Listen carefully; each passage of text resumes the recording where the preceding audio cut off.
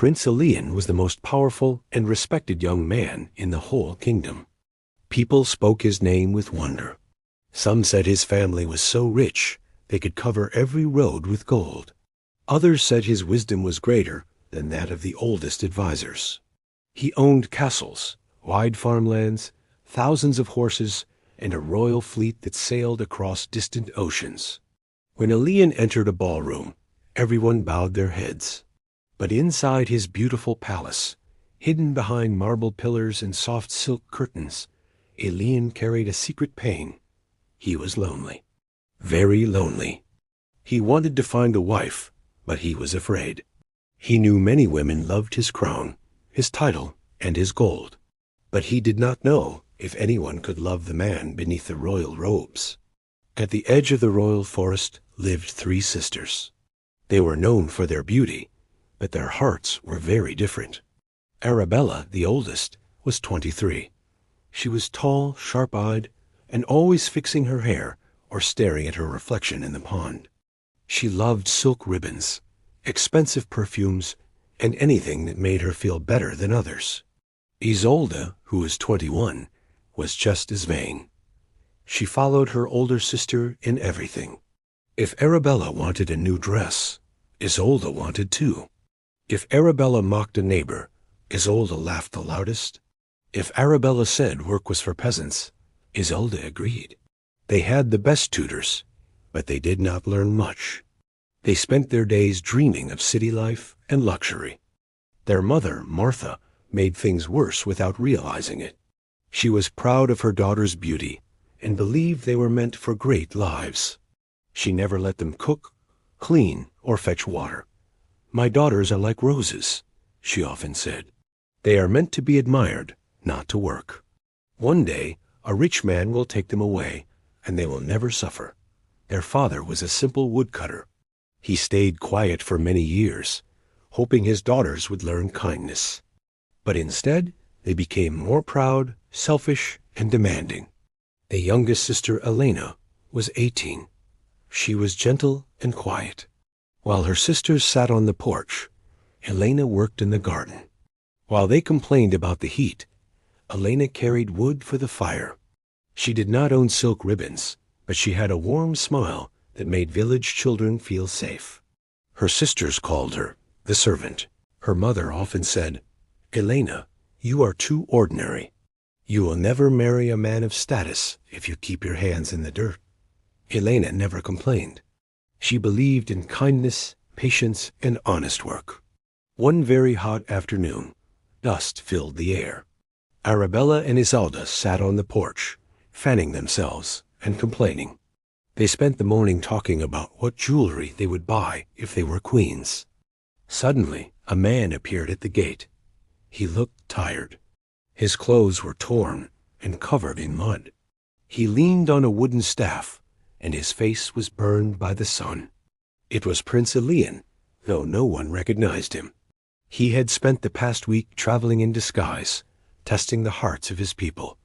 He bowed his head. "Please, ladies," he said weakly, "I have traveled far. My throat is dry. May I have a cup of water?" Arabella looked at his dirty shoes and pulled her dress away. "Water?" she said.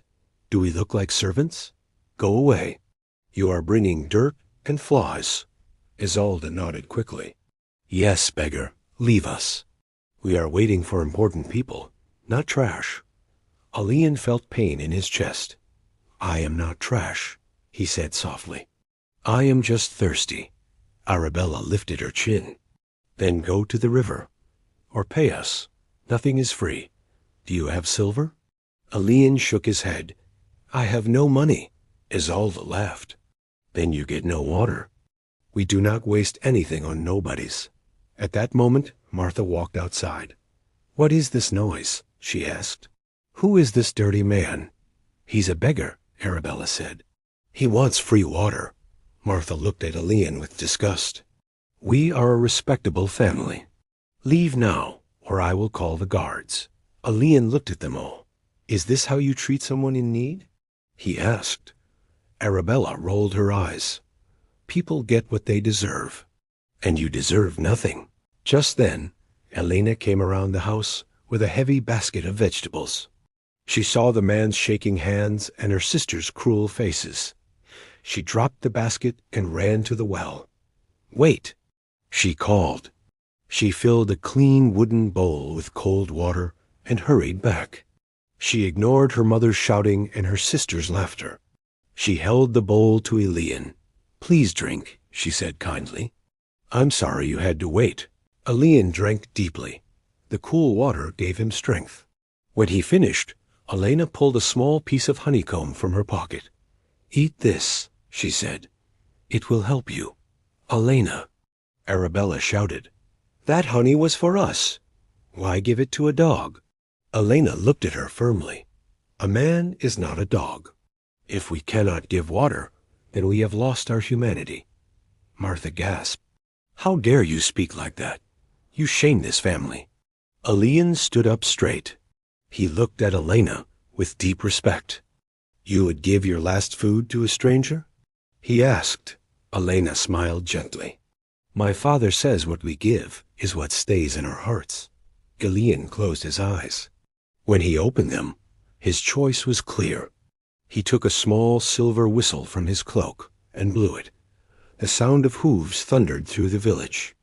A golden royal carriage appeared, pulled by 6 white horses. 50 guards followed. The village fell silent.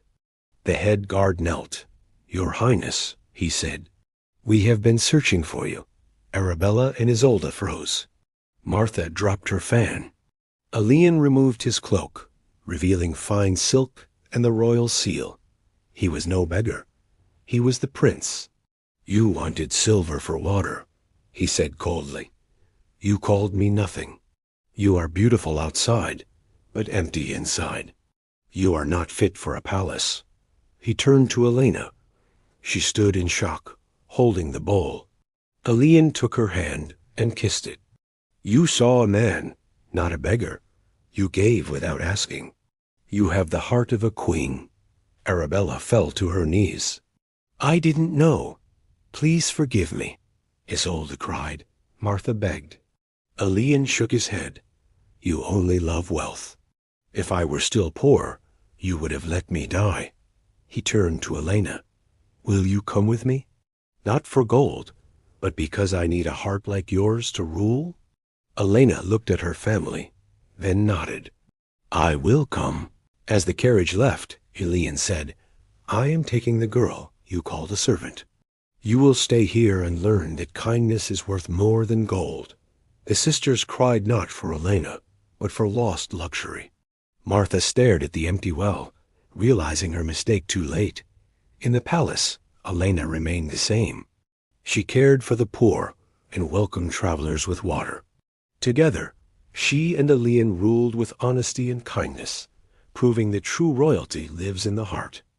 Without Elena to tend the garden, fetch the wood, or mend the clothes, the house had fallen into disrepair. Arabella and Isolde's hands, once soft and pampered, were now blistered and rough. They spent their days arguing over whose turn it was to scrub the floor, but mostly they spent their time dreaming of the sister they had once mocked. "She is living in silk," Arabella whispered one morning, looking at her tattered dress. "She eats from silver plates while we eat dry bread. It isn't fair. We are her blood. She owes us a life of comfort." Isolde nodded, her eyes narrowed with greed. "Mother always said we were roses. Roses shouldn't have to pull weeds. If we go to the palace and tell her how much we suffer, she will have to take us in. She was always the kind one, wasn't she?" They packed their bags and left. The journey to the capital was long and grueling. The sisters, who had never walked more than a mile, found themselves dusty and exhausted. They slept on the ground and begged for scraps, but unlike the prince, they did it with a scowl, cursing the people who didn't give them enough. When they finally reached the towering marble gates of the palace, they were breathless. The gold leaf on the gates gleamed so brightly it hurt their eyes. "We are the queen's sisters." Arabella shouted at the armored guards. "Open the gates immediately. We have come to take our rightful place at her side. The guards looked at their dirty faces and torn clothes, exchanging a knowing glance. One guard stepped forward. "The queen has expected you," he said calmly. "Follow me." Arabella smirked at Isolde. "See? I told you. She's probably been crying for us every night." They were led not to the throne room, but to the royal kitchens. The heat was intense, and dozens of servants were rushing about, preparing a massive feast. At the center of the room stood Elena. She wore a simple, elegant gown, not the heavy velvet they expected, but a dress that allowed her to move freely. She was helping an elderly cook lift a heavy pot. "Elena," Arabella cried, rushing forward, "look at us. We have suffered so much since you left. This village life is killing us. We've come to live here. I want a room facing the gardens, and Isolde wants a maid of her own." Elena stood up slowly. She looked at her sisters with a sadness that made them pause. There was no anger in her eyes, only a quiet, firm clarity. "I am glad you came," Elena said softly. "I have missed the memory of the sisters I wished I had." "Wonderful." Isolde laughed, reaching for a tray of honey cakes on the table. "Where are rooms?" "I need a bath immediately." Elena placed her hand on the tray, stopping Isolde. "The palace is a place of service, not a place of rest," Elena said. "The prince and I have made a new law. No one eats who does not contribute. No one sleeps in silk who has not earned the thread." Arabella's face hardened. "What are you saying? We are your family. You can't expect us to work." "I expect you to learn the value of the heart," Elena replied. She signaled to a servant, who brought out 2 sets of plain gray uniforms and 2 heavy wooden buckets. "The guards tell me that on your journey here, you were offered bread by 3 different farmers, and you did not thank a single one. You were offered a ride in a cart, and you complained that the straw was too itchy." "So what?" Arabella snapped. "They are peasants." "And so was I," Elena said, her voice rising with authority. "And so was the man you denied water to. You have come here seeking gold, but the only thing this palace offers is a chance to change. You may stay, but you will not be princesses. You will work in the laundry. You will wash the linens of the travelers who come to our gates. You will see their tired faces and feel their dusty clothes. And when you can give a cup of water to a stranger without asking for a coin, only then will we speak of rooms in the garden." Isolde threw her bag on the floor. "I won't do it. I'd rather go back to the village." "The village house is gone," Elena said quietly. "Father has moved to the palace to manage the royal woodshops. Mother is in the garden, learning from the herbalists how to heal the sick. You are the only ones left standing in the dust of your own pride." The sisters looked around the kitchen. They saw the hard work, the sweat, and the discipline. They saw that their ordinary sister had built a world where character was the only currency. Arabella looked at the gray uniform, then at the heavy bucket. She realized that the test hadn't ended at the village gate. It was happening every single day. Slowly, with tears of frustration and shame, Arabella reached out and took the uniform. Isolde followed, her head hung low. They didn't get their silk ribbons that day. They got a lesson that their mother had never taught them, that the only way to be truly royal is to be truly humble. As Elena walked back to the throne room to join the prince, she didn't look back. She knew that some hearts take years to soften, but in her palace, the water was always cold, the bread was always fresh, and the door was always open, but only for those willing to carry the bucket. The first weeks were the hardest. Arabella and Isolde woke before sunrise, their arms aching from lifting heavy buckets of water. Their fingers burned from scrubbing rough cloth and soap. Steam filled the laundry rooms, and sweat ran down their backs. They complained at first quietly, then loudly, but no one listened. The servants worked beside them without praise or pity. For the first time in their lives, no one bowed to them. Travelers arrived at the palace gates every day. Some were merchants, some were farmers, and some were poor wanderers with nothing but dust on their clothes. Arabella and Isolde were ordered to wash their linens and offer them water. At first, they did it with tight smiles and cold eyes. They placed cups down hard and turned away quickly. One evening, a very old man arrived at the gates. He was bent and shaking, and his clothes were torn. When Isolde saw him, she sighed loudly. "Another one," she muttered. She filled a cup halfway and pushed it toward him. The man's hands shook so badly that the water spilled onto the ground. "I'm sorry," he whispered. "My hands are weak." Something in Isolde stopped. She remembered a man long ago. A man with tired eyes. A man they had turned away. She quietly refilled the cup. This time she held it steady until he drank. The man smiled, and the smile was full of gratitude, not fear.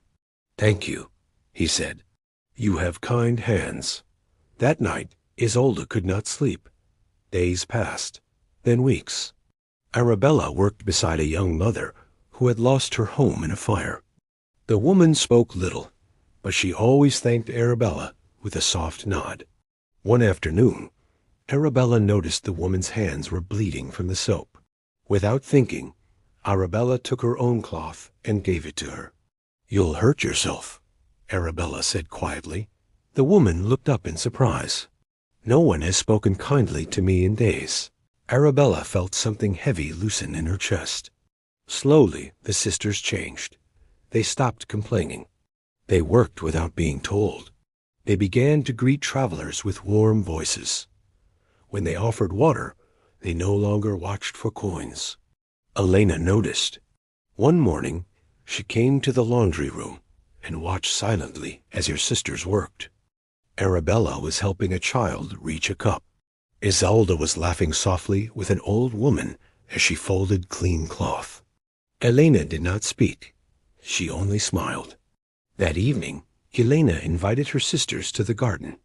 It was the same garden where their mother now worked, growing herbs for healing. The air smelled of mint and fresh soil. "You have carried the bucket," Elena said gently, "and you did not drop it when it became heavy." Arabella lowered her head. "We were cruel," she said. "And empty," Isolde nodded. "We thought kindness was weakness. We were wrong." Elena stepped closer. "Kindness is strength," she said. "It is the hardest work of all." From that day on, Arabella and Isolde were no longer servants learning humility. They became servants by choice. They worked in the palace, not as princesses, but as women who understood the weight of a human heart. And in the kingdom, travelers would later say something strange and wonderful. The palace is rich, yes, but its greatest treasure is a cup of water given with love. Moral lesson. True wealth is not gold, beauty, or status. True wealth is kindness. People may be given titles by birth or power, but real royalty is shown by how we treat others, especially those who can give us nothing in return. A kind heart is worth more than silver, and humility is the crown that never fades. When we choose compassion over pride, we do not lose anything, we become more human. If this story touched your heart, please like this video to support the channel. Subscribe for more meaningful stories about kindness, growth, and life lessons. And don't forget to share this story with someone who needs a reminder that kindness still matters. Thank you for listening.